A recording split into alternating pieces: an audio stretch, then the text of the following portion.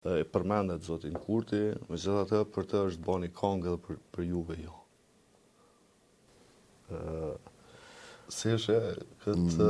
I kom po vetëm komentet... Aty zoti Kurti për na del goxha një farë patrioti, për ty të paktën s'kemi dëgjuar ndonjë këngë që ka bërë dikush, se ndoshta oda po kështu.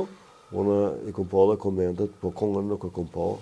Po në kom pas fatin me qenë pjesë e shtabit përgjithshëm të ushtrisë lëmtare të Kosovës, qenë nga themelimi i tij deri në çlirimin e vendit.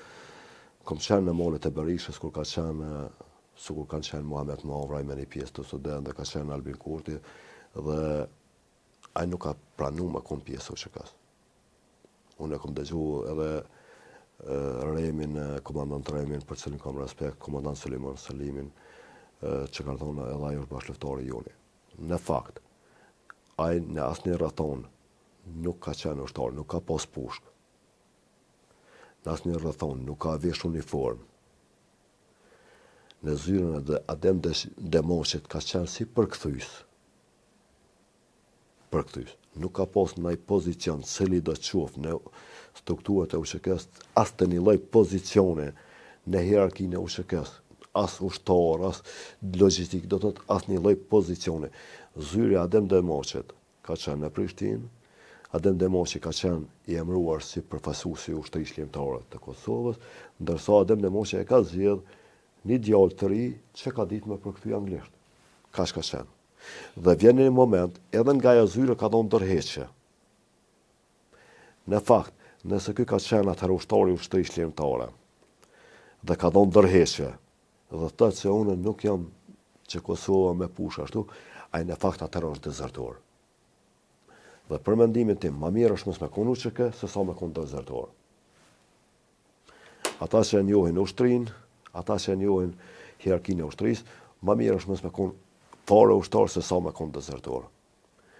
Për mua nuk ka qenë edhe nuk është marrë një djalë në atë kohë që nuk ka qenë pjesë UÇK-s, edhe trimnia dhe tutat i fal Zoti.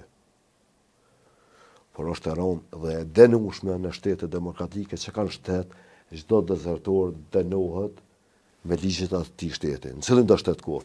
Dhe në saj është ashtu, dhe me pakon shteti si duhet, ai është dënuar me ligjet e Kosovës për dezertim. Megjithatë, ajo ka qenë ushtri vullnetare dhe njerëzit kanë hyrë dhe kanë dalë. Këtë ka sqaruar shumë mirë edhe zoti Radinaj, për çka nuk ishte dashur me gjyku, po jo, nuk e paragjykoj as tani ushtar, po nëse ti po do më marr merita se ke qenë, atë duhet më trajtuar çat pjesën si e dezertor. Ndërsa mu mbja mirë që Edona ka vendosur me knu dikujna, po mbja keq se ajo nuk ka përzgjedhur me knu një nën dëshmorit, një djalë dëshmorit. Unë kam pas fatin me njoftë Faruk Elezin, një djalë i ri student, i cili ka ardhur në Likos më bë ushtar, dhe Sulejman Selimi e ka refuzuar me kon ushtar, sepse ishte vllai shumë motra, prindin e kishte invalid pune dhe e ka refuzuar.